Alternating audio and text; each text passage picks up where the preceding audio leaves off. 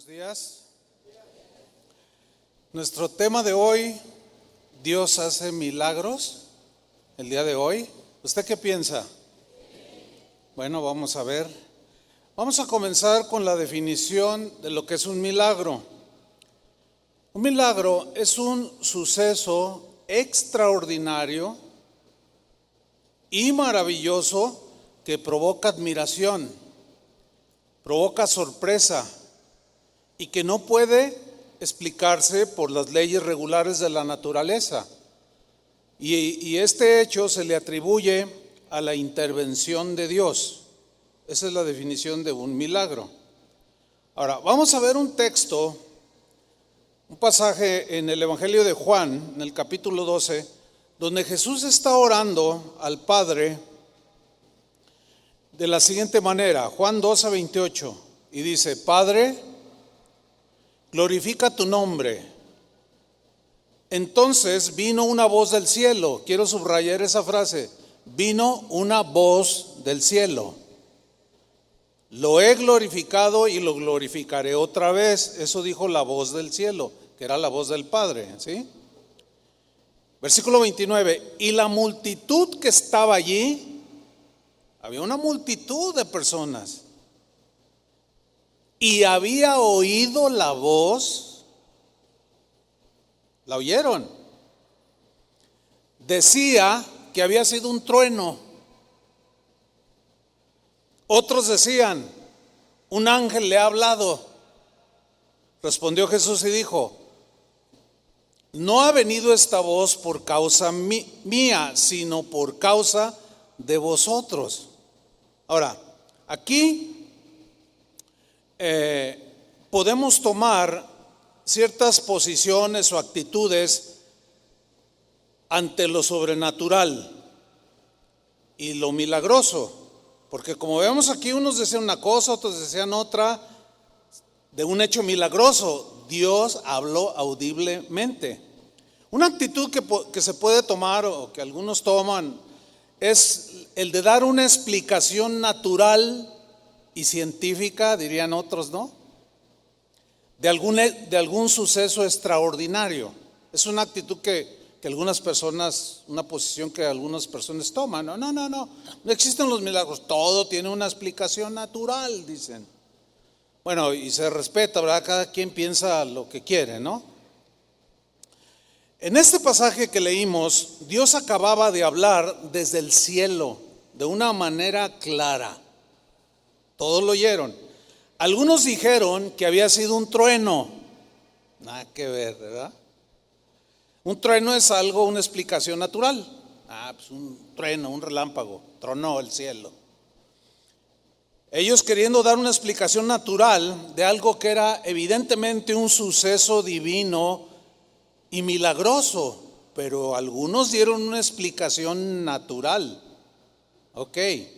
Otros toman la actitud de distorsionar un evento milagroso. De lo que sucedió lo distorsionan o se confunden ante el hecho milagroso y dicen cualquier cosa, como los del pasaje que acabamos de leer. Un ángel le ha hablado.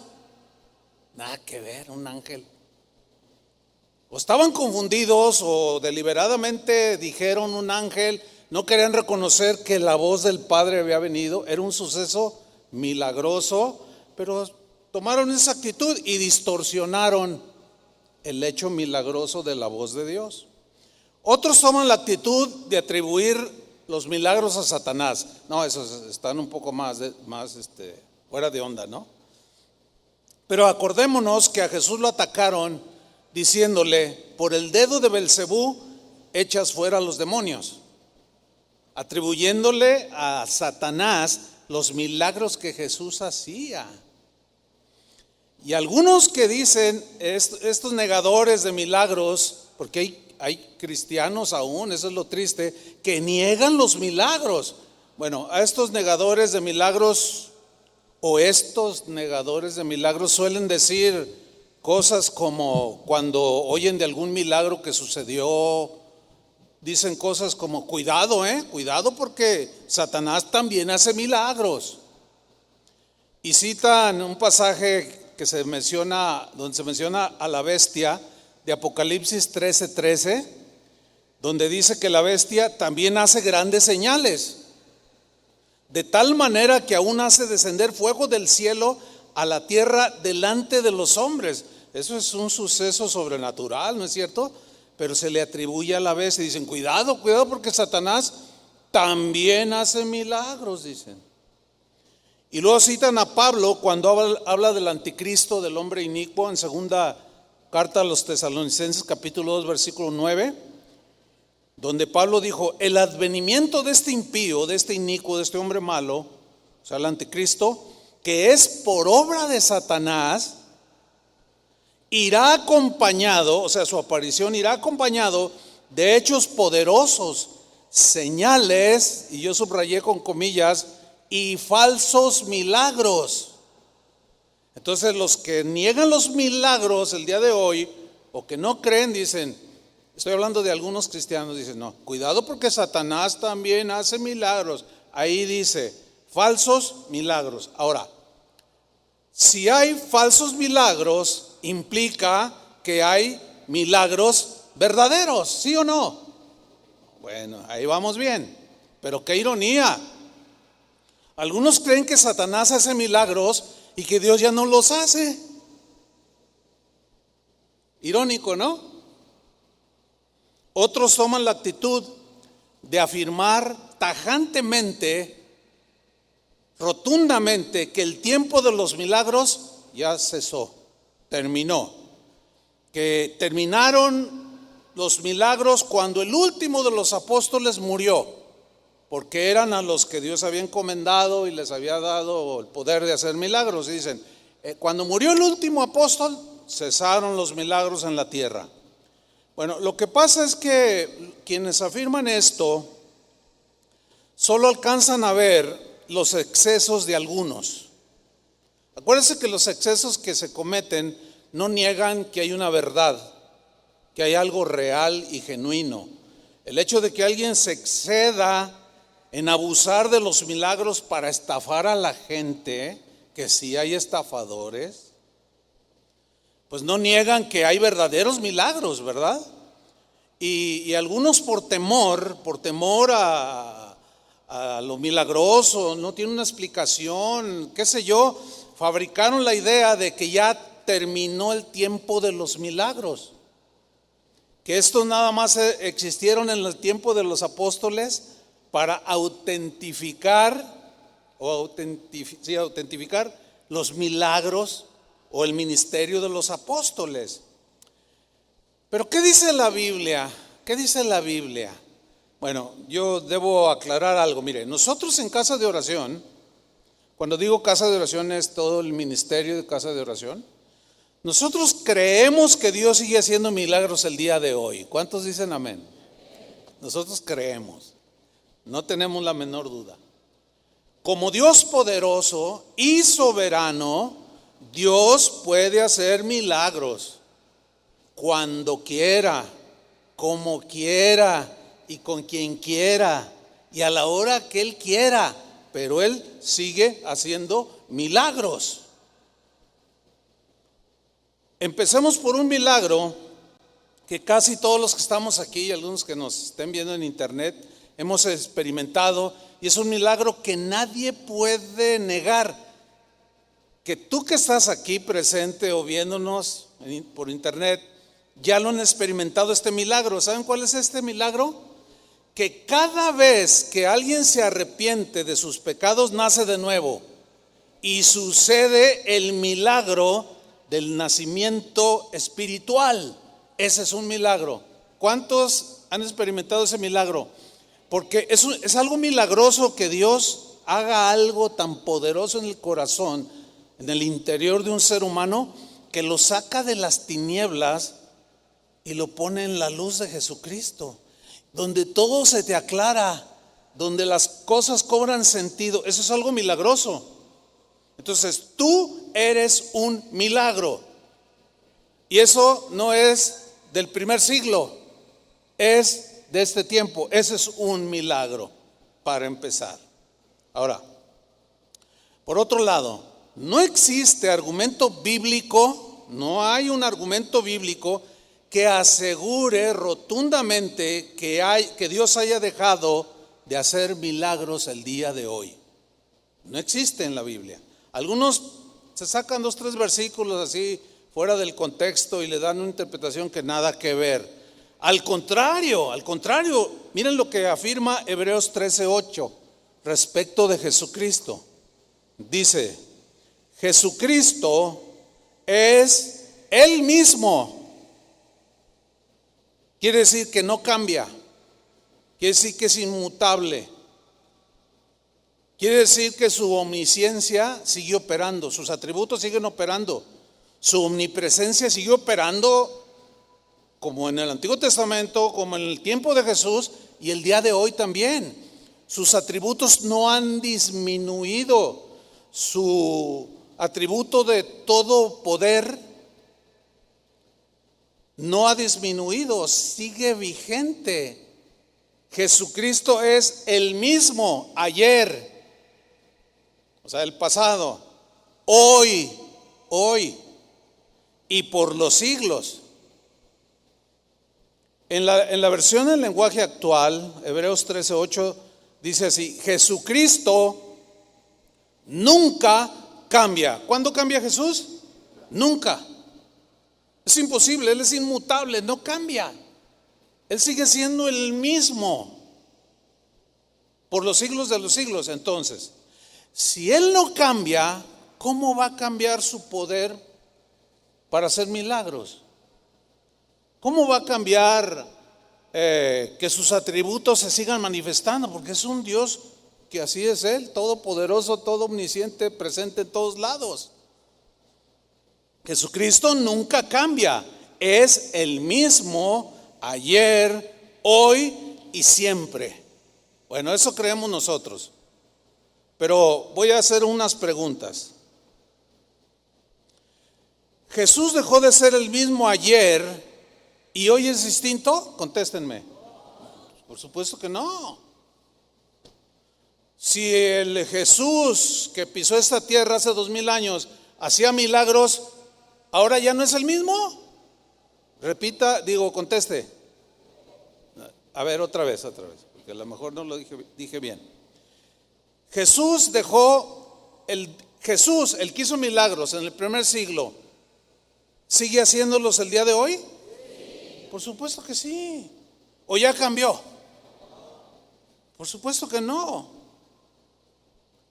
Si los hizo en el primer siglo, en el siglo XXI, lo sigue haciendo. Por supuesto.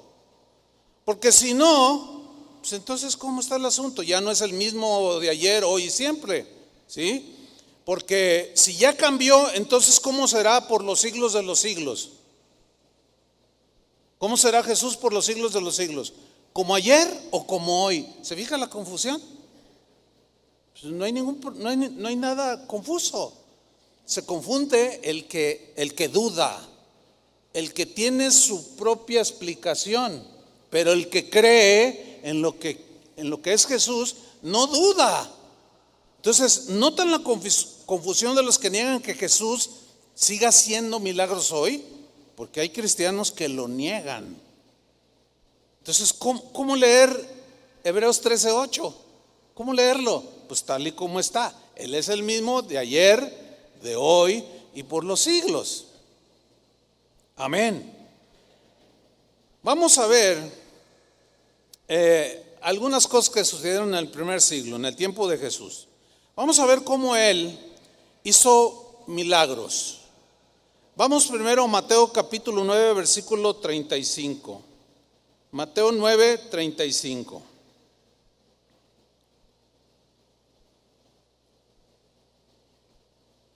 Cuando lo tenga, diga ya. Bueno, ahí va. Dice así Mateo 9, 35. Recorría Jesús todas las ciudades y aldeas, enseñando en las sinagogas de ellos y predicando el evangelio del reino y sanando toda enfermedad y toda dolencia en el pueblo. Ok. Algunos afirman que solo a los apóstoles se les dio el poder de hacer milagros de todo tipo y que solo fue para la era apostólica. Y citan Mateo 10, versículo 1, que dice así: Jesús reunió a sus 12 discípulos, ahí está, a los 12. A cada uno le dio poder para expulsar malos espíritus y para sanar toda clase de enfermedades. Y dice, no, solo a los apóstoles se les dio ese poder. Pero eso es impreciso. Esa es una media verdad. Es verdad que aquí a los apóstoles les dio directamente a los 12 el poder de hacer cosas poderosas, milagrosas, en el nombre de Jesús. Pero es impreciso. ¿Por qué? Porque en Lucas 10, versículo 1, dice también que después de estas cosas designó el Señor también a otros 70. Entonces ya no fueron solo a los 12, ¿verdad que no? Fue a 70. Después en Mateo 28, donde dice predicar el evangelio a toda criatura. Luego en Marcos, donde dice, estas señales seguirán a los que creen en mi nombre, que echarán fuera demonios, hablarán en lenguas, harán milagros, etcétera, etcétera, etcétera. Bueno, dijo, vayan y prediquen, todo el que crea se salvará y estas señales seguirán a los que creen. Ahora, ¿cuántos creen? ¿Eso fue nada más para ayer o es presente? Es presente. Entonces, las señales nos siguen a los creyentes. ¿Cuáles señales? En mi nombre echarán fuera demonios, hablarán nuevas lenguas, comerán cosas mortíferas, serpientes, escorpiones, se enfrentarán toda fuerza al enemigo y nada los tocará. Esa es una vida de poder, ¿sí o no? Una vida de milagros cotidianos, no eventuales sino cotidianos. Bueno, sigo leyendo Lucas 10:1 para comprobar que no solo a los 12 les delegó el poder de hacer obras maravillosas. Designó pues el Señor también a otros 70, a quienes envió de 2 en 2 delante de él a toda ciudad y lugar a donde él había de ir. Ok. En el versículo 9 del mismo Lucas 10:9, les dijo Jesús a esos 70, y sanad a los enfermos que en ella haya, o sea, en la casa donde ellos entraran, y decidles, se ha acercado a vosotros el reino de Dios. ¿Qué podían hacer estos 70? Sanar a los enfermos. Y muchas enfermedades de ese tiempo, como el tiempo de hoy, eran incurables. Lo cual implica que al orar por ellos y sanarse, sucedían milagros. Muy bien. En el mismo capítulo 10, en el versículo 17, dice que volvieron los 60 con gozo. ¿Por qué regresaron con gozo? ¿Por qué cree usted? Porque lo que el Señor les había delegado, ese poder, funcionó. No solo a los 12, también a los 70, y no solo a los 70, a todos los que creen. Es obvio que el que no cree, pues no pasa nada, es obvio. Volvieron los 70 con gozo, diciendo, Señor, fíjate, estaban sorprendidos, aún los demonios se nos sujetan en tu nombre, porque miraban un endemoniado y en el nombre de Jesús y los liberaban y se asombraban. Y dice, aún los demonios se sujetan en tu nombre. Y les dijo Jesús, yo veía a Satanás caer del cielo como un rayo.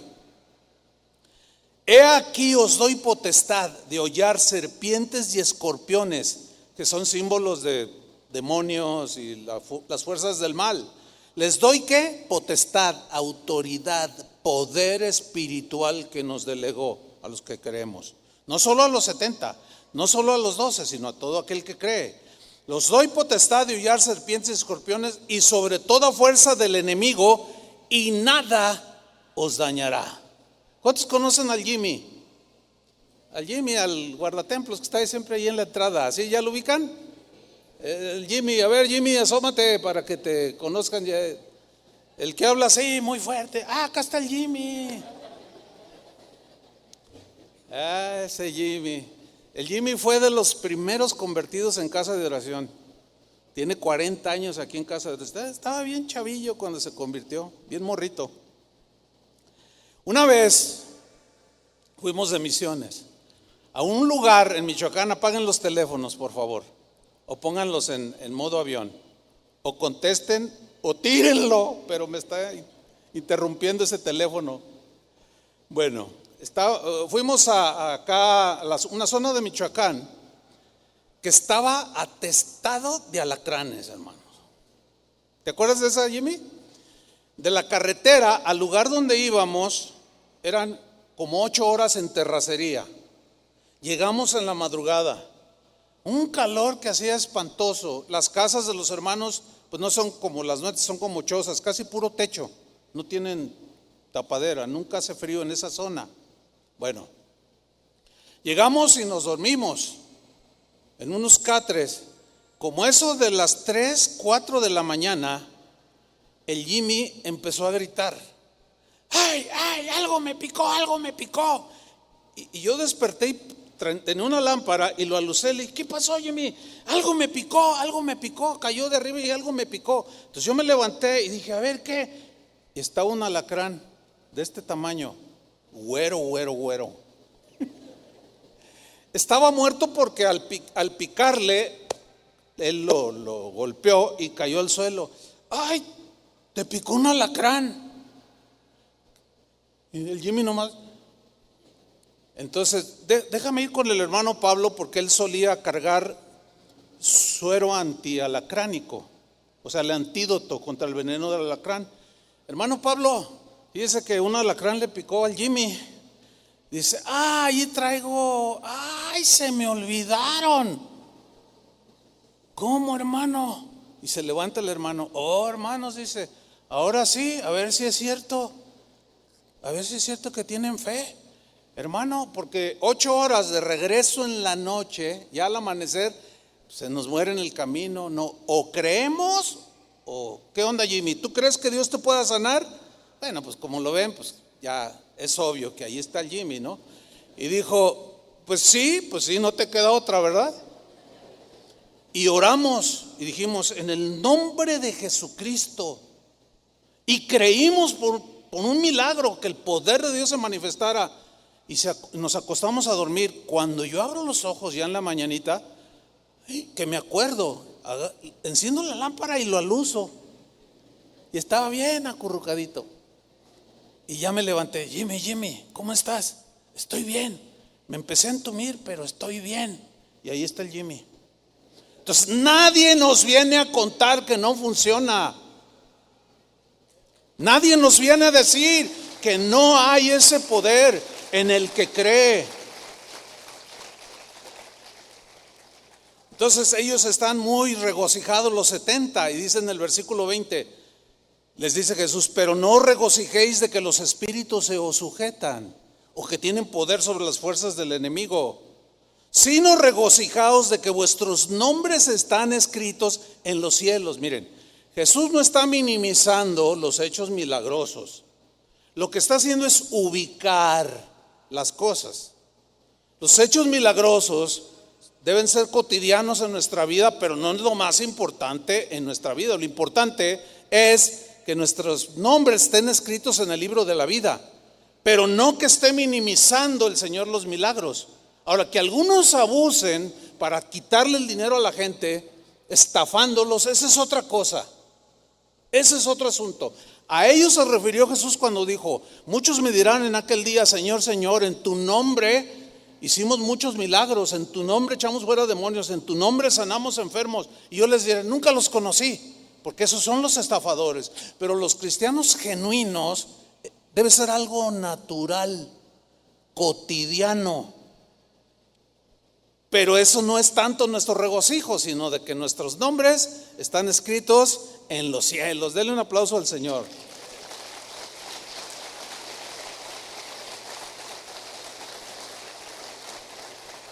En el versículo 21, Lucas 10:21, miren lo que hizo Jesús. En aquella misma hora, después de lo que les acaba de decir, Jesús se regocijó en el Espíritu, o sea, un profundo gozo espiritual se manifestó en Jesús. Salió de lo profundo de su espíritu y dijo: te alabo, Padre. Te alabo, oh Padre, Señor del cielo y de la tierra. Lean bien lo que viene a continuación. Porque escondiste estas cosas. ¿Cuáles cosas? Todo lo que acabamos de leer. Están escondidas para el que duda, están escondidas para el racionalista, están escondidas para el que está, ay, ¿a poco? Miren, yo me doy cuenta de los comentarios de algunos. ¿Se acuerdan de unas enseñanzas que di hace unas semanas, no? De las experiencias con Dios, con el Espíritu Santo. Y algunos todavía, ay, ¿a poco? O sea, se comentan entre ustedes. No falta quien venga y me cuente. Ay, hermano, fíjese que un hermano me dijo: ay, ¿a poco lo que dice el pastor es cierto? Pues no me crea, sígale. ¿Me explico? O sea, que ni modo que lo obligue a creer. Es imposible obligar a alguien a creer. Pero a todos esos racionalistas, todos esos que dudan, por eso no experimentan lo que para todo cristiano debe ser algo natural. No lo experimentan porque dudan. Y Jesús se regocija y dice: te alabo, oh Padre, Señor del cielo y de la tierra, porque escondiste estas cosas de los sabios y de los entendidos, los que dan toda explicación, como los que estaban allí que oyeron la voz de Jesús. Explicación científica: era un trueno. Explicación confusa: se me hace que era un ángel. Pero nunca reconocen que realmente Dios habló. O sea, no reconocen el milagro auténtico. Bueno, esas cosas están escondidas para todos esos. O sea, nunca las van a ver, nunca las van a experimentar. Están escondidas de este tipo de personas y las ha revelado a los niños. ¿Quiénes son los niños? Los sencillos, los que le creen a lo que él dijo. Sí, Padre, dice, porque así te agradó. Ahora, cuando la ciencia médica llega al final de sus recursos y toda esperanza humana se ha desvanecido, en respuesta a las oraciones de los que creen, Dios decide soberanamente en algunas ocasiones, porque no en todas, porque eso es algo soberano de Dios, tocar el cuerpo de alguien enfermo y restaurar la salud de la persona enferma. Eso es algo soberano. Nosotros nos toca orar. Hay unos que se sanan y otros no se sanan. Eso le compete a Dios. Lo que a nosotros nos compete es creer y orar. Yo en lo personal he tenido muchísimas experiencias que me faltaría el tiempo para contarlas todas, de cómo he impuesto mis manos sobre enfermos y sanan, otros no sanan, otros les he impuesto las manos y se mueren. Bueno, es que eso es algo soberano de Dios. Pero eso no quita de que sigan sucediendo milagros que de una manera soberana Dios quiera hacerlos. La verdad es que en 40 años, aquí en Casa de Oración, hermanos, tenemos decenas y decenas y decenas de casos de sanidades milagrosas, de enfermedades incurables, cáncer, sida, diabetes, gente que ya los doctores dijeron: no, pues ya preparen el funeral, y se ora y de manera soberana Dios decide, porque a fin de cuentas Él es el que hace el milagro. Pero tiene que haber gente que ore y crea, y eso nos compete a nosotros. Algunos, fíjense que pues al dudar, pues no experimentan todo esto que estoy diciendo. Miren, en una ocasión, de esto hace como 45 años, todavía Casa de Oración no existía. Esto sucedió en la iglesia donde yo nací. Mi abuelo estaba recién convertido. Era un anciano en ese tiempo, como de 85 años. Él había tenido un accidente donde tropezó y al irse hacia el frente, se proyectó con una puerta que tenía un vidrio y con el brazo quebró el vidrio, pero los vidrios le rasgaron aquí todo, aquí mira, así. Casi se muere desangrado. Entonces pues, lo operaron, lo cosieron y su brazo ya no tenía movilidad. Su brazo quedó así, o sea, siempre lo traía así, no lo podía extender, porque la cicatriz y todo eso, entonces su brazo quedó así. Y así anduvo como por, no sé, 5 años el abuelo. Y su mano movía los dedos, pero no podía levantarlos, etcétera. Y siempre andaba así. Bueno, recién convertido vino a Guadalajara y lo llevé a la congregación. Y estaba el abuelo, yo estaba en la alabanza en esa ocasión, y mi abuelo estaba sentado por ahí en la mitad. Y había unos hermanos que estaban predicando, unos invitados, y la esposa de uno de ellos, de pronto, ella dice: ese señor que está allí, el de lentes gruesos, era mi abuelo, y dice: póngase de pie. Y mi abuelo se pone de pie y le dice: Dios quiere hacer un milagro con usted. No sé qué tipo de milagro. Entonces le digo, yo y otros allí que lo conocían le dijeron: es que su brazo está tullido, su brazo estaba así.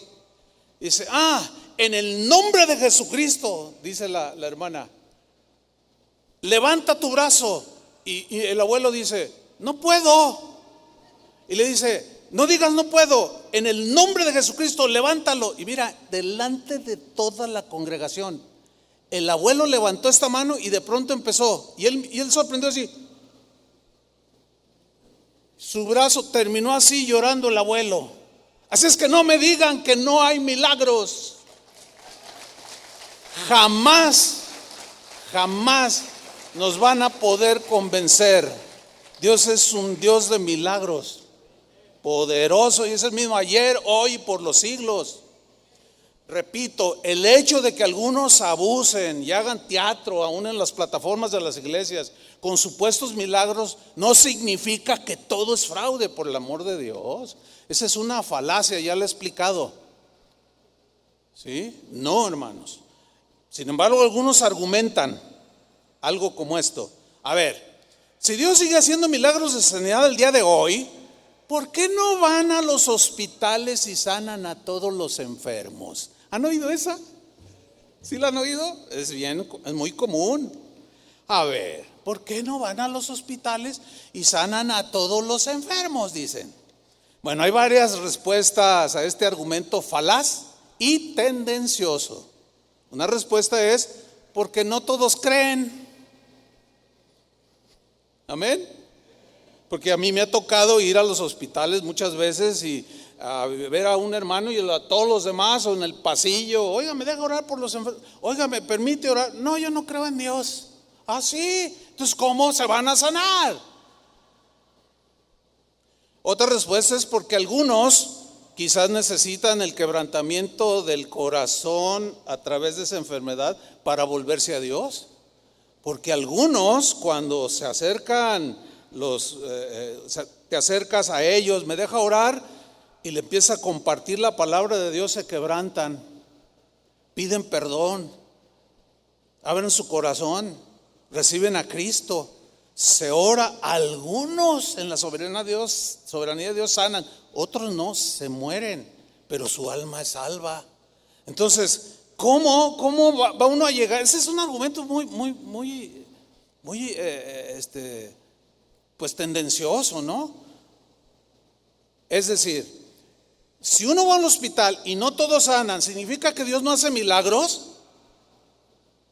Pregunto, si yo voy al hospital y no todos se sanan, ¿significa que Dios no hace milagros? Pues no, por lo ya explicado. Ahora, vámonos a la Biblia. ¿Qué dice al respecto? Resulta que Jesús no siempre sanó a todos. Y ahí ya la falacia esa de: a ver, ¿por qué no vas a los hospitales?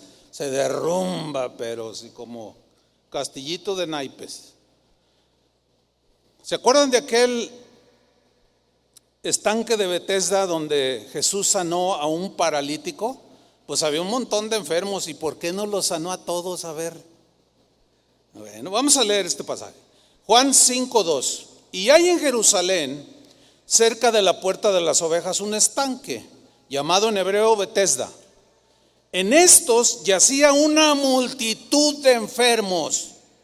Hagan de cuenta un hospital. Y Jesús llegó al hospital. Había una multitud de enfermos, ciegos, cojos y paralíticos. Un hospital ambulante. Y había allí un hombre que hacía 38 años que estaba enfermo. Cuando Jesús lo vio acostado y supo que llevaba ya mucho tiempo así, le dijo: ¿quieres ser sano? Ahora, ¿nunca se han preguntado por qué Jesús le preguntó algo tan obvio? A ver, ¿qué enfermo no se quiere sanar? Yo no conozco ninguno que diga: no, a mí me gusta estar paralítico, a mí me gusta estar ciego, a mí me gusta estar con el hígado todo así. Ninguno, yo no conozco a uno solo. Pero la pregunta de Jesús parece, algunos, los racionalistas, ¿verdad? Dirían: ay, qué pregunta tan tonta, dirían, ¿verdad? ¿Por qué Jesús le preguntó algo tan obvio? ¿Saben por qué? Porque Jesús lo único que espera y demanda es fe, que le crean. Hay gente que nos llama y dice: oiga, pastor, por favor vayan a orar al hospital por mi abuelita, ¿verdad? Oiga, y ella cree, no, más bien atea la viejita.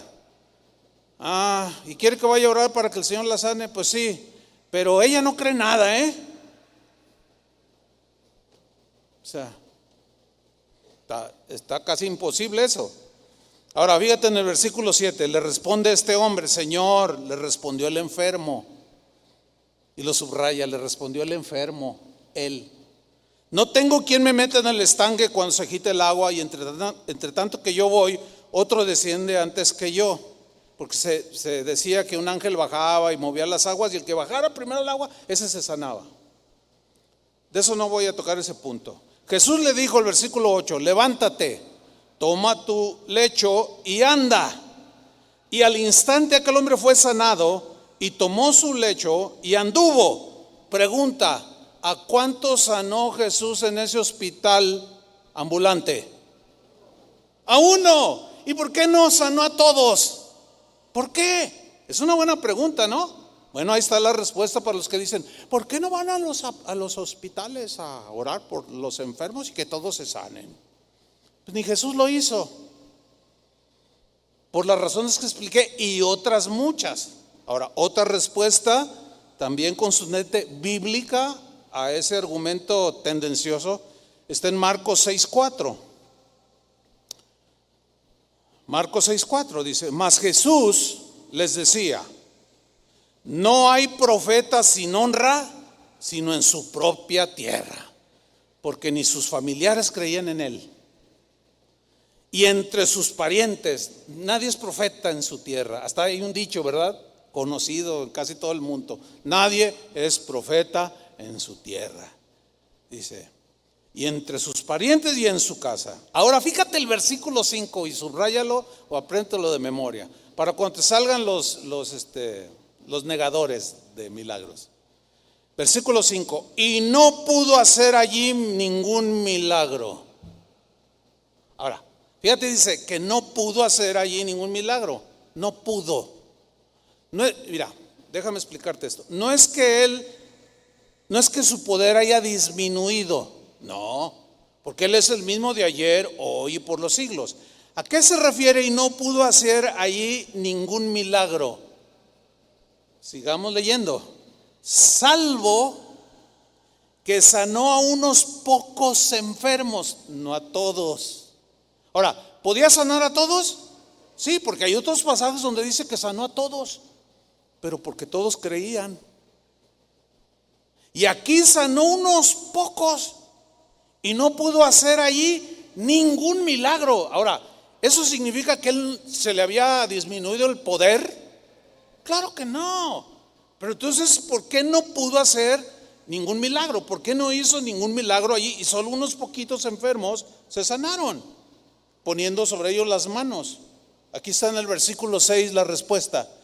Y estaba asombrado, así maravillado de la incredulidad de ellos. Ahí está. ¿Por qué no pasa nada en la vida de algunos de vosotros, para que se oiga bíblico? Por su incredulidad, porque siguen dudando, por eso. Y luego ven los milagros en nosotros y empiezan a dar sus explicaciones naturales, científicas. Fue un trueno. No le dolía, lo que pasa es que estaba en su mente. Y se agarran con una de explicaciones impresionantes. Y otros más confundidos, así como que, ay, a mí se me hace que fue con un brujo. Yo vi que le hicieron una limpia. Y quién sabe cuántas cosas inventan. Pero los sencillos, los que creen, son asombrados por el poder de Dios. Cuando se manifiesta y suceden cosas milagrosas. Y estaba asombrado Jesús. ¿Te puedes imaginar al Hijo de Dios? Al autor de nuestra fe. Asombrado, así como, una actitud más, así como, no creen. No creen. Estaba asombrado de la incredulidad de ellos. En la versión Palabra de Dios para Todos, este versículo 6 dice: Jesús estaba muy sorprendido porque la gente de su pueblo no tenía fe. Ahí está la respuesta. Dios sigue haciendo milagros. ¿Cuántos dicen amén? De todo tipo. Dios sigue haciendo milagros de provisión, por ejemplo. Cuando no hay suficiente dinero, cuando las cosas escasean, las cosas materiales cotidianas de la vida, así como lo hizo cuando Él pisó esta tierra, lo sigue haciendo el día de hoy, sin duda. Vamos a Juan capítulo 6. Juan capítulo 6, versículo 1. Después de esto, dice, Jesús fue al otro lado del mar de Galilea, el de Tiberias. Y le seguía gran multitud, porque veían las señales que hacía en los enfermos. Milagrosamente los sanaba. Entonces Jesús subió a un monte y se sentó allí con sus discípulos. Y estaba cerca la Pascua, la fiesta de los judíos. Cuando alzó Jesús los ojos y vio que había venido a él gran multitud, le dijo a Felipe, uno de los apóstoles: ¿de dónde compraremos pan para que coman estos? Pero esto decía para probarle, o sea, a ver cómo iba a reaccionar Felipe, porque Felipe ya había visto lo suficiente del poder de Dios, de Jesús y del poder de Dios. Felipe junto con los otros ya habían visto muchos milagros, y ahí estaba una multitud de 5,000. Sin contar las mujeres y los niños, dice Mateo. Que los cálculos, según los entendidos, eran entre 10 a 12,000 o hasta 15,000 personas. Porque siempre hay un montón de niños y de señoras, ¿verdad? De mujeres. Pero nada más contaron a los varones y ahí estaban. Jesús ya sabía lo que iba a hacer, pero estaba probando a Felipe a ver cómo iba a reaccionar. Dice: ¿de dónde compraremos pan para que coman todos estos? Pero esto decía para probarle, porque él sabía lo que había de hacer. Felipe le respondió: 200 denarios, que era una buena cantidad, 200 denarios de pan no bastarían para que cada uno de ellos tomase un poco. No alcanzamos, Señor, los fondos escasean, no hay lo suficiente. ¿Qué sucede? Uno de sus discípulos, Andrés, hermano de Simón Pedro, le dijo: Señor, aquí está un muchacho que tiene 5 panes de cebada y 2 pececillos. O sea, llevaba su sándwich de pescado en su travesía siguiendo a Jesús. Y dice Andrés: ¿mas qué es esto para tantos? Se entiende que el chico, el muchachito, quizás estaba ahí ya ven que los niños siempre se vienen adelante. Quizás él escuchó: ¿cómo les damos de comer, Felipe? ¿Cómo le vamos a hacer? Y a lo mejor en el corazón humilde y sencillo de un niño, sacó su lonche y dijo, bueno, pues yo quiero compartir lo que traigo. Entonces Andrés le dice, Señor, pues mira, aquí hay un muchacho que trae unos 5 panes y 2 pececillos. ¿Pero qué es esto para tantos?, dice el mismo Andrés. Entonces Jesús dijo, haced recostar la gente. O sea, empezó a poner orden.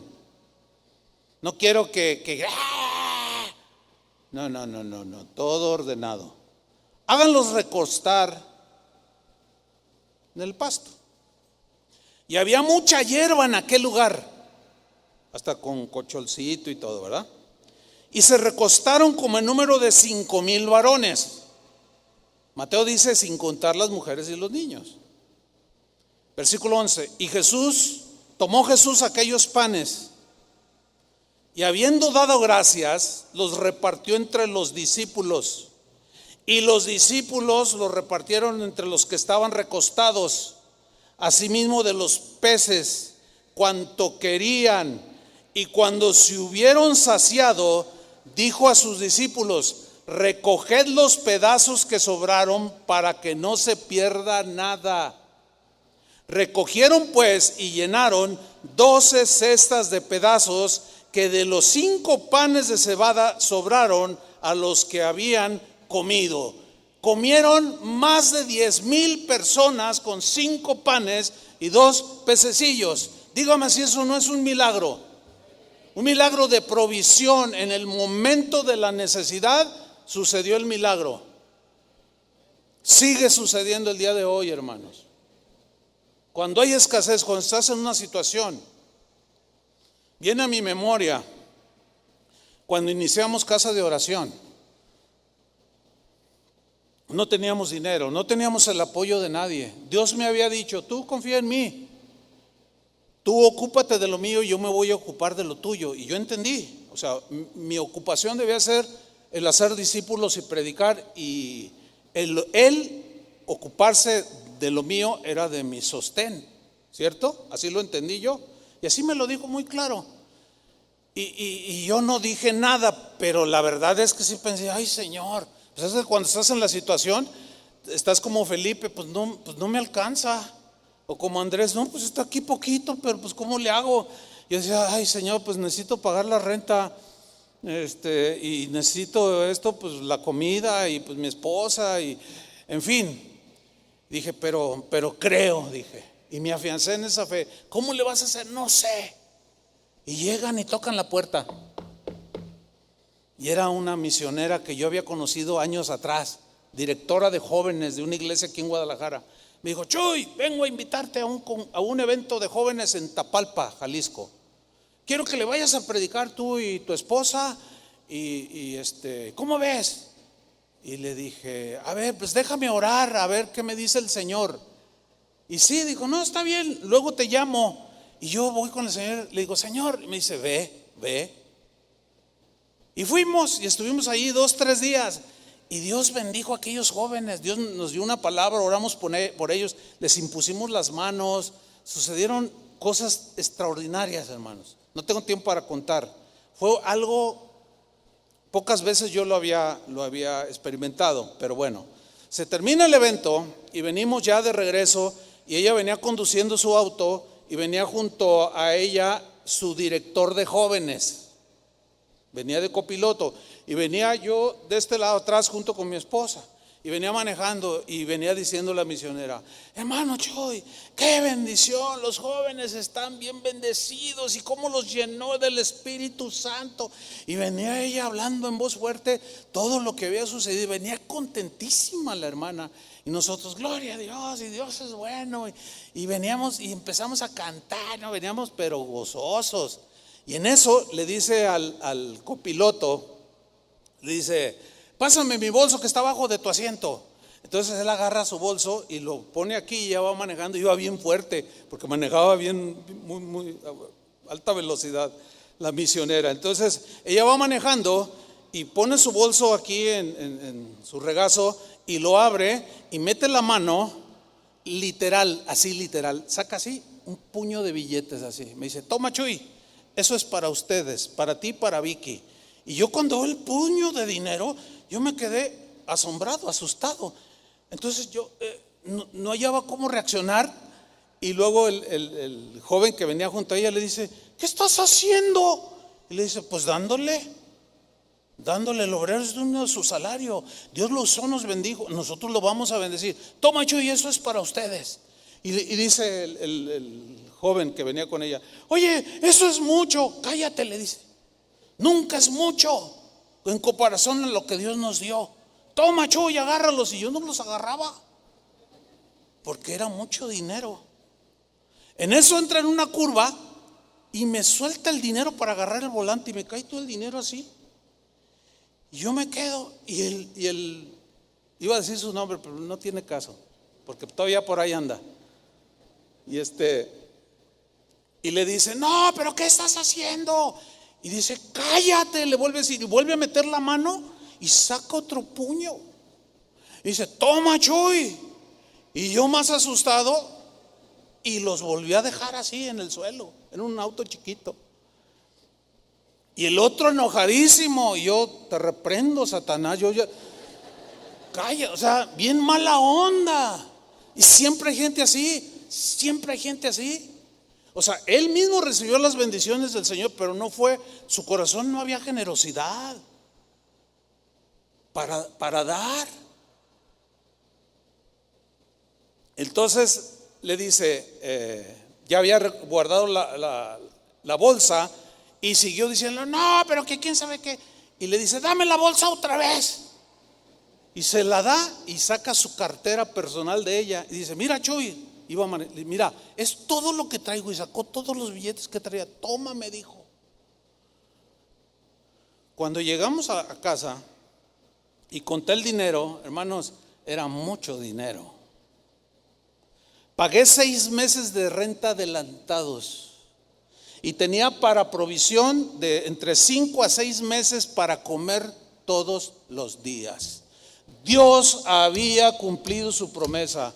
Dios dijo que me iba a sostener, y de manera milagrosa. Escúchenme bien, nunca más en mi vida he visto un episodio como ese, así como se lo estoy contando. Nunca más lo he visto. Eso para mí fue un hecho milagroso de multiplicación, porque después yo le conté a ella: oye, era mucho dinero. Y dice: no era tanto. Le digo: pues era tanto. Y dice: es que, pues Dios lo ha de haber multiplicado. Pues claro que lo multiplicó. ¿O habrá alguna cosa difícil para él? Pues claro que no. Denle un aplauso al Señor.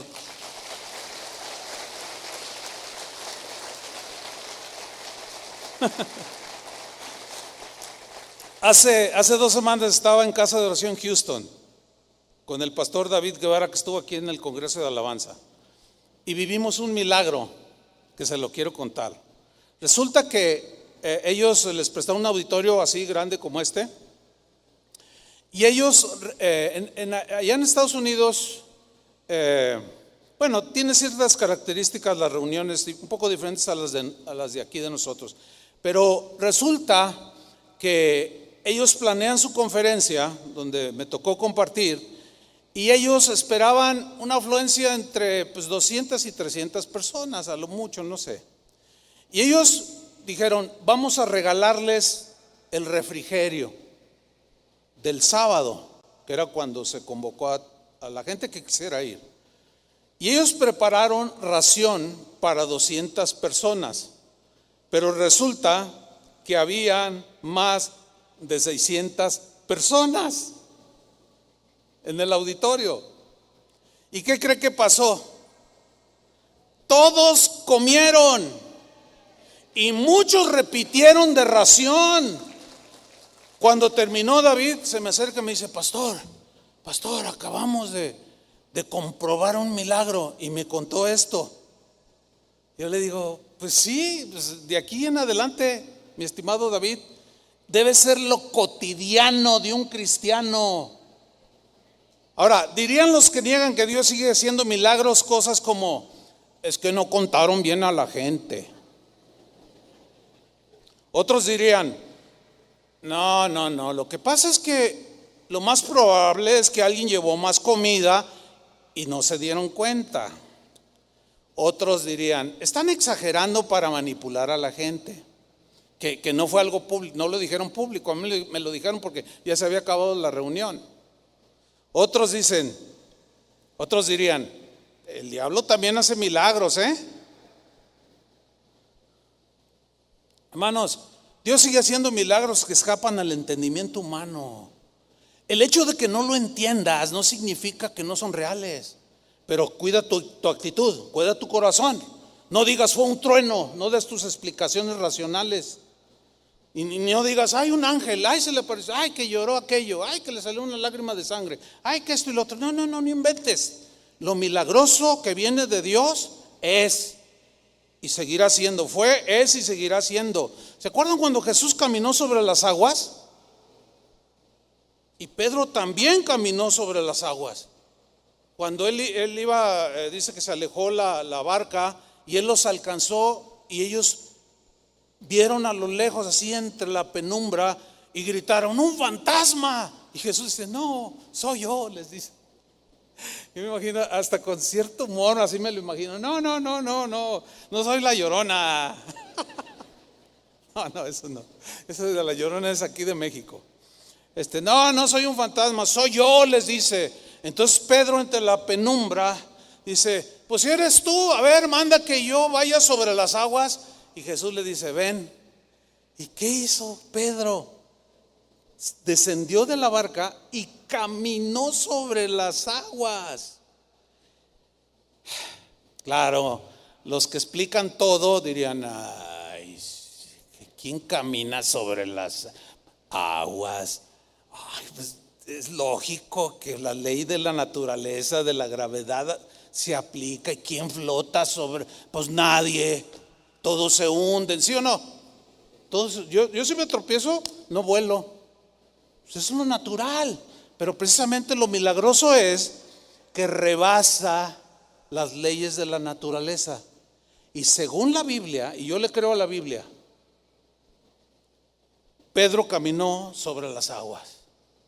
Después sabemos el desenlace, que vio que las olas y quitó su vista de Jesús y comenzó a hundirse.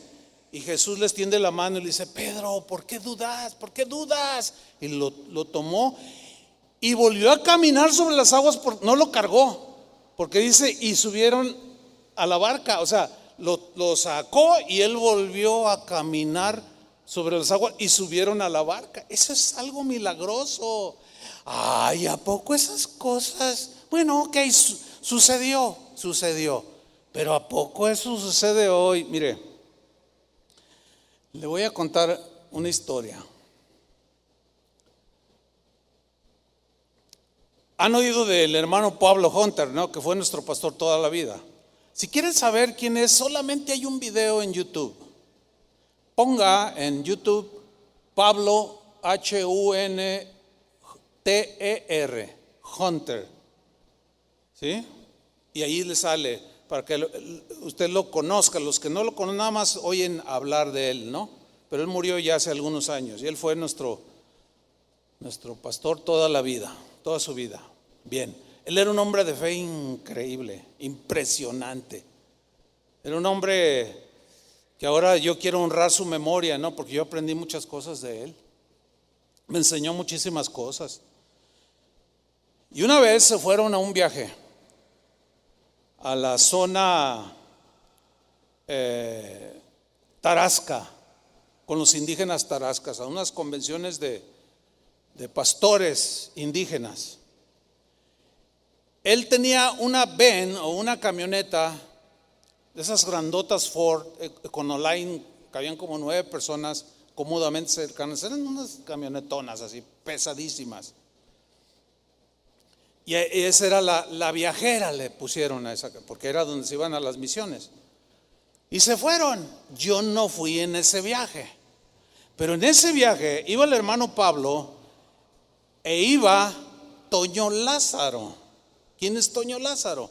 El pastor que ahorita está en Manzanillo, Colima, y algunos lo conocen. Toño Lázaro estuvo aquí bastantes años y bueno, ahora es un pastor de una casa de oración. Y No recuerdo quiénes eran los otros que iban. Yo me acuerdo bien, Toño Lázaro, porque pues él fue el que me contó junto con el hermano Pablo lo que a continuación les voy a contar. Resulta que de regreso se les hizo de noche y les dijeron: no viajen de noche, mejor quédense a dormir porque es peligroso, hay muchos asaltos. Ya se empezaba a ver todas esas, en el área de Michoacán, los asaltos en las carreteras, que te cruzan un tronco y te hacen que te pares y se te aparecen ahí los malandrines con cuernos de chivo, metralletas, y te roban y a veces hasta te matan. Entonces el hermano Pablo dijo: no, es que tengo que llegar a Guadalajara, nos vamos. Ay, pues vamos a orar por ustedes. Bueno, toman camino, la brecha y luego la carretera. Ya venían en la carretera. De pronto, ¿qué ven enfrente de ellos? Un tronco atravesado. Y dijeron: ya, nos asaltaron. Nos van a quitar todo, nos pueden quitar la camioneta, todo. Entonces Toño Lázaro le dice al hermano Pablo: ¿qué vamos a hacer? Y él se detiene, como a 100 metros, 40, 70, 80 metros se detiene. Estaban escondidos los malandrines. ¿Y qué hacemos? ¿Qué hacemos? Porque luego también te salen a 150 metros atrás, o sea, no hay escapatoria. ¿Qué vamos a hacer, hermano Pablo? Y dice que nomás el hermano Pablo se quedó así. Dijo: en el nombre de Jesús, dijo. ¿Qué va a hacer, hermano? Agárrense. Y le acelera. Y la camioneta se va. Y en los 80, 100 metros agarra suficiente velocidad. Y el tronco era bastante grueso, hermanos. Dice Toño Lázaro: mira, Chuy. Y el hermano Pablo nomás se gozaba el hermano. Para él era tan natural todo lo que le sucedía en aquellas regiones donde pues todavía ni internet hay, y en aquellos tiempos menos. Allá en aquellos lugares donde la gente es sencilla, como los niños, suceden. Yo les podría contar, no terminaríamos, hermano. Bueno, dice Toño Lázaro que él nada más cerró los ojos. Vamos a estrellarnos con él, nos vamos a volcar, nos vamos mal.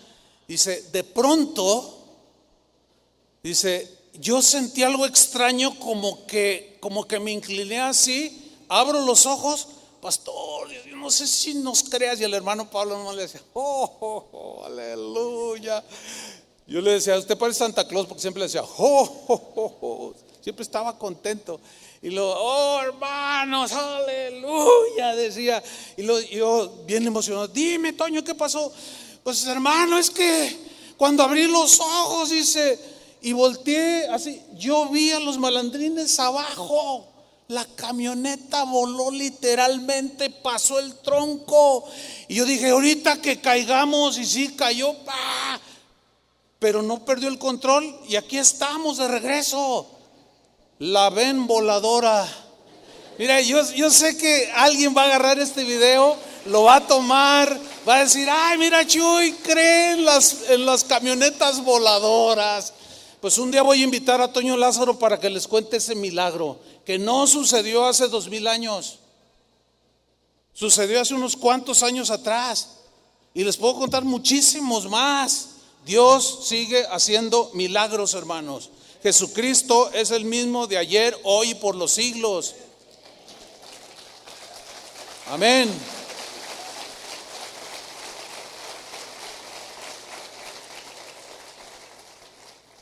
El hecho de que Jesús resucitó a Lázaro de los muertos no significa que hoy los resucite a diestra y a siniestra. Pero ¿ustedes creen que Dios puede resucitar con sus propósitos muy definidos el día de hoy a alguien? Déjame contarles algo que a mí esto no me lo contaron, yo lo viví. Estaba precisamente en una parte en la sierra de Oaxaca donde casi nadie llega, un pueblo llamado Las Delicias, Oaxaca. En ese pueblo era habitado más o menos por entre 800 a 1000 personas. Todos los habitantes de Las Delicias eran cristianos. Es el único pueblo que yo he conocido donde todos son cristianos. Las Delicias, Oaxaca. Y todavía está, ¿eh? Y ahorita el pastor de ese lugar se llama Andrés. Él lo conozco porque nos graduamos el mismo día que yo me gradué del Instituto Bíblico. Él fue uno de los graduados y él está pastoreando ahorita Las Delicias, Oaxaca. Esto que les voy a contar sucedió en 1985. Bueno, llegamos a Las Delicias, Oaxaca. La primera sorpresa que me encuentro es que todos eran cristianos. El hermano Pablo le dice al pastor: mira, te presento al pastor. Y ahí hablan un idioma, ¿no? Un dialecto. Pero el pastor habla español. Hablaba español, ya murió. Y él me contesta en español: hermano, bienvenido. Y le dice el hermano Pablo: a ver, le dice, cuéntele aquí cómo está el pueblo. ¿Cuántos son cristianos aquí en el pueblo? Dice: aquí todos somos cristianos. Y yo, esa es la primera sorpresa, ¿no? Todos son cristianos. Qué tremendo. Y luego me dice el hermano Pablo: ¿estás viendo, o sea, el pastor, estás viendo al presidente municipal de este pueblo? ¿También él es el presidente municipal? Sí, dice, pues es que por ley tiene que haber también pues esto, ¿no? Entonces tú eres el presidente municipal y eres el pastor. Me dice, sí.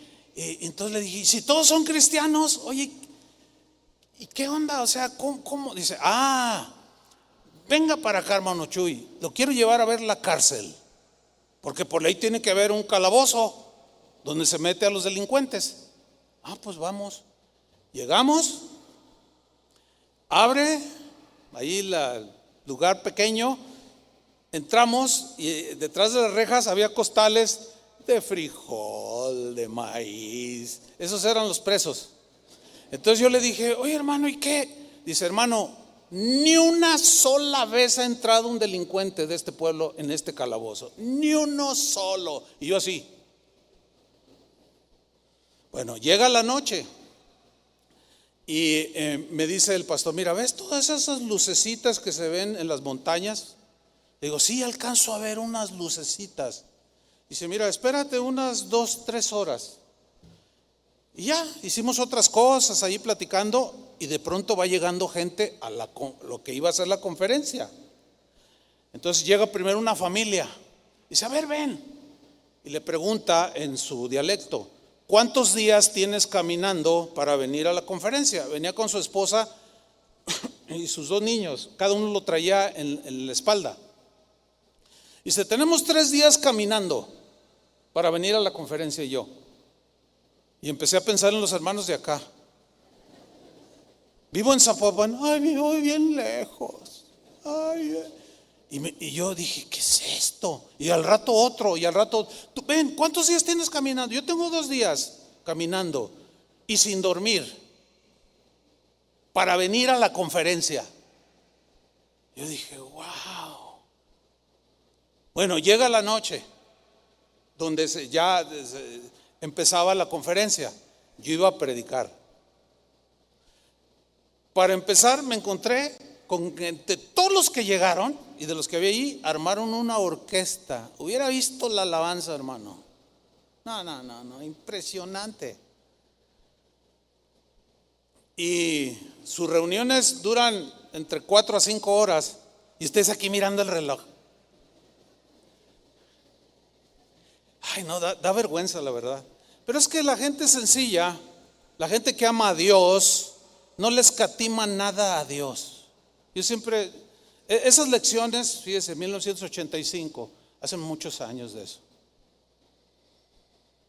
me han enseñado muchas cosas. Y yo he aprendido y sigo aprendiendo de la gente sencilla, es de la que yo aprendo más. Y yo estaba asombrado, estaba impactado del amor a Dios que le tenían.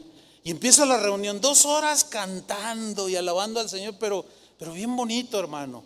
Lo hacían en su dialecto, yo no lo entendía, pero pues algunos cantos me sonaban, ¿no? Yo los cantaba en español. Bueno, en eso detienen la alabanza y dice el que estaba dirigiendo: hermanos, dice, queremos, pastor fulano, venga y denos el testimonio. A esto quiero llegar. al testimonio. Entonces sube el pastor y a mí me están traduciendo. El pastor de allí de la iglesia me está traduciendo. Dice, yo le voy a traducir lo que va a decir el pastor.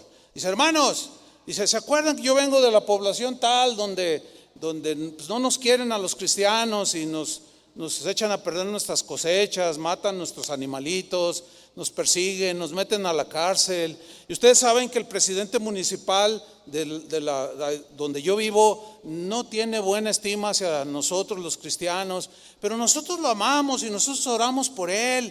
Y pues, ¿qué creen que pasó, hermanos? Pero con una sencillez que platicó lo que les voy a platicar, que hoy lo recuerdo y digo, wow.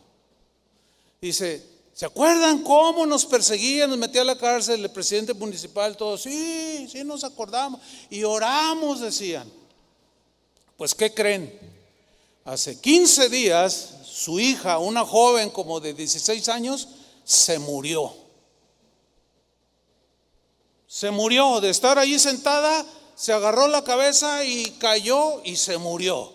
Y en aquellos lugares no los meten a un féretro, los ponen pues así destapados, descubiertos, nada más, y se les ve la cara así descubiertos. Dice, entonces nosotros nos enteramos que se había muerto la hija del presidente municipal.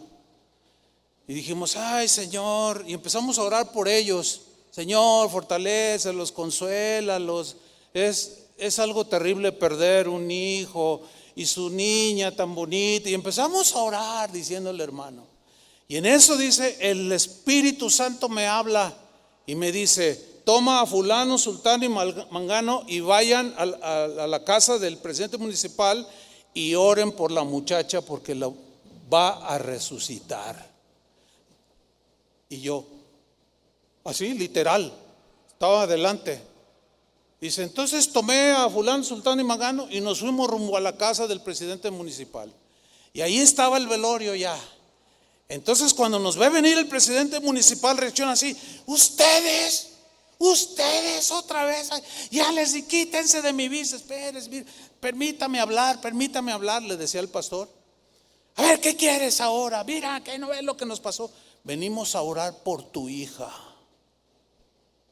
Pero mi hija está muerta, pero el Señor es todopoderoso. Déjanos orar por tu hija. Y el hombre accedió, hermanos, dice el pastor. Entonces la rodeamos y yo abracé a la muchacha y oré. Nada más dije, en el nombre de Jesús, y que abre los ojos y que se sienta. Y cuando ella se sentó, todos se cayeron al suelo. O sea, toda la gente que estaba alrededor llorando. Y el presidente municipal lloraba, gritaba, entregó su vida a Cristo. Hermanos, ese es el Dios que tenemos, es un Dios poderoso. Y todos los indígenas aplaudiendo y yo así.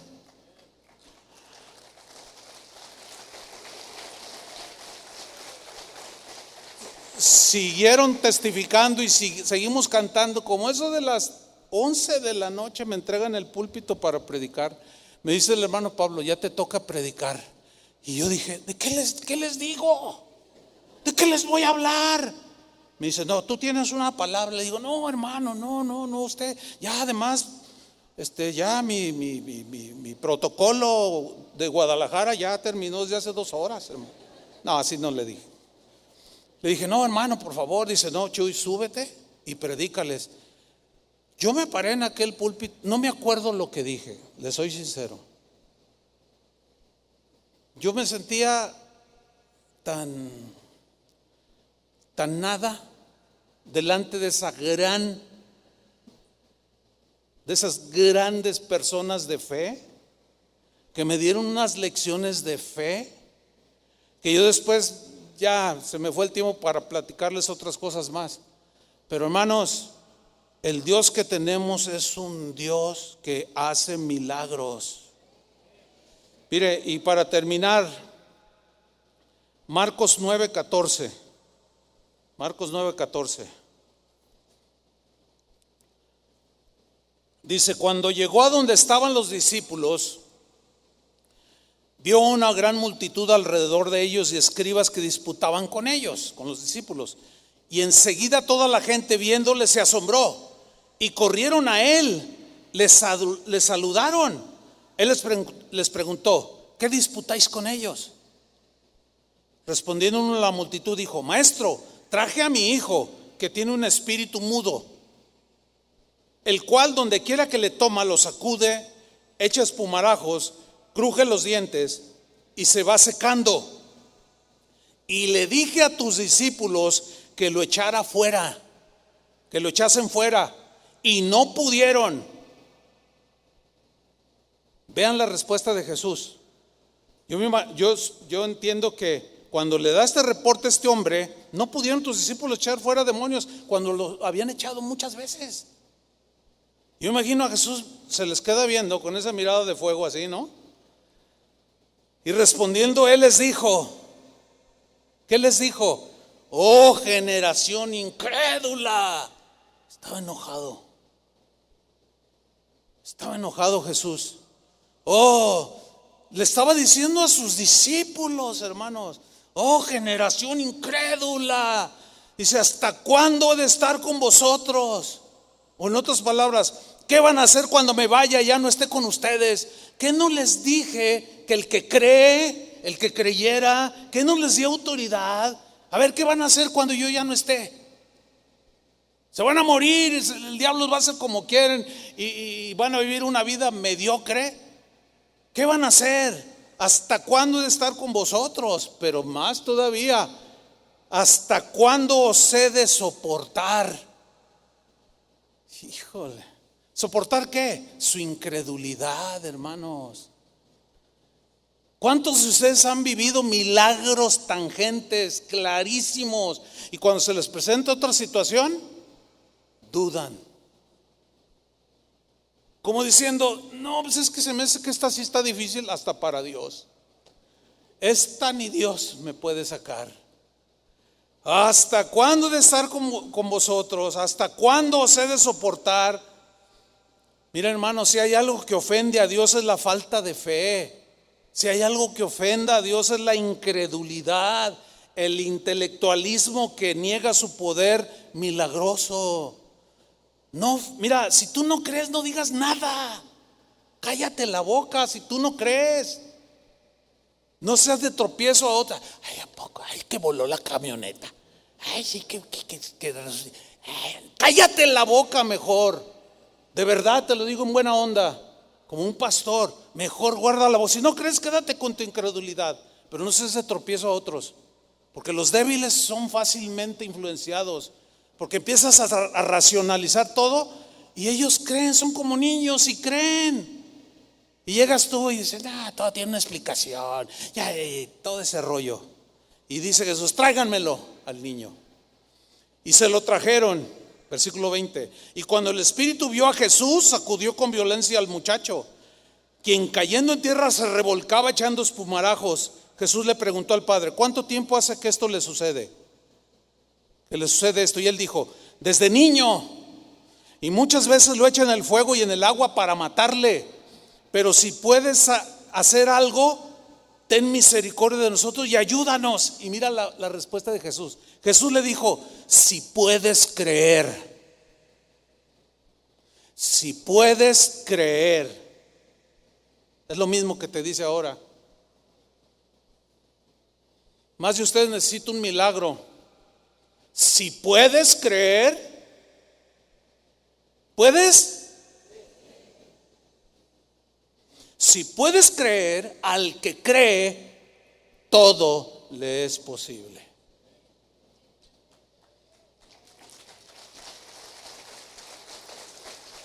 Ahora, este hombre dice que inmediatamente el padre del muchacho clamó y dijo: creo, pero ayúdame, porque hay dudas. Creo, ayuda a mi incredulidad. Eso es muy humano y Jesús lo entiende. Pero de entrada dijo: creo. Si tú no crees, mejor no digas nada y quédate con tu incredulidad. Pero al que cree, todo le es posible. Y tu vida va a ser de milagro en milagro cotidiano, en todos los sentidos, en todos los niveles. Hace un tiempo Yo estuve enfatizando mucho sobre la importancia de la palabra de Dios y no solo en los milagros. Yo no minimicé los milagros, ni las sanidades, ni los hechos portentosos. Lo que quería hacer es lo que hizo Jesús, ubicar las cosas. No se alegren tanto de eso, sino de que sus nombres están escritos en el libro de la vida.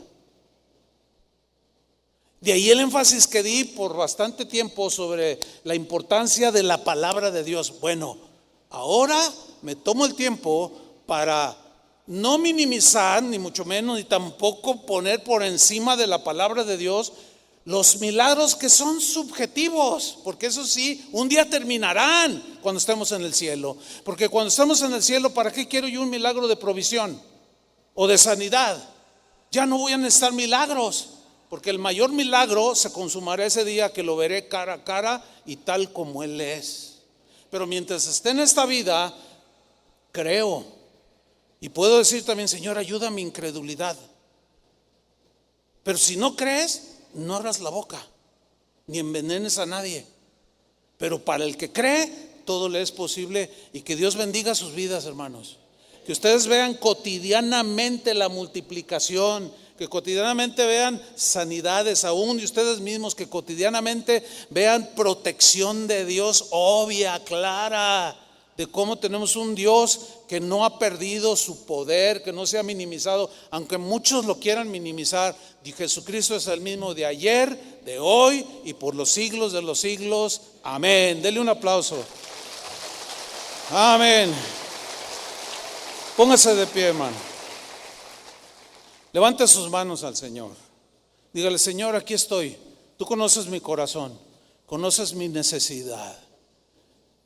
Ahora, si tú necesitas un milagro, un hecho sobrenatural, poderoso de Dios, pídele. A veces la gente dice: ay, tantos que piden, pero Jesús dijo: el que pide recibe. Pero para recibir hay que creer. Y ese milagro que tú necesitas, del tipo que sea, pídeselo ahorita en este momento al Señor. Padre, en el nombre de Jesús, obra en tu soberanía, con tu poder. Nosotros creemos que tú eres el mismo, que sigues haciendo milagros, sanidades maravillosas, protección sobrenatural, que nos libras de muerte segura y podemos ver que algo milagroso sucedió. Cuando la provisión escasea, al que esté en escasez, Señor, muéstrale su poder, tu poder, porque esa demostración no es por causa de nadie, sino de ellos mismos, como les dijiste a aquellos que dijeron: fue un trueno, un ángel le habló. No fue por causa mía, sino por causa de vosotros, para que ustedes crean. Padre, conforme a la fe, reciban cada uno lo que necesitan de parte tuya. Tú estás en esta mañana con tus manos extendidas, repartiendo, Señor, tu salvación, tu sanidad, tu provisión, tu fortaleza, tu gracia, Señor. Repártela en abundancia en tu pueblo que cree. Y el que no cree, Señor, pues ¿cómo te podemos pedir? Que tú te demuestres de una manera soberana por causa de ellos, por amor a ellos, y que ellos puedan ver que sigues siendo el mismo de hace 2000 años y hoy sigues obrando a favor de tu pueblo.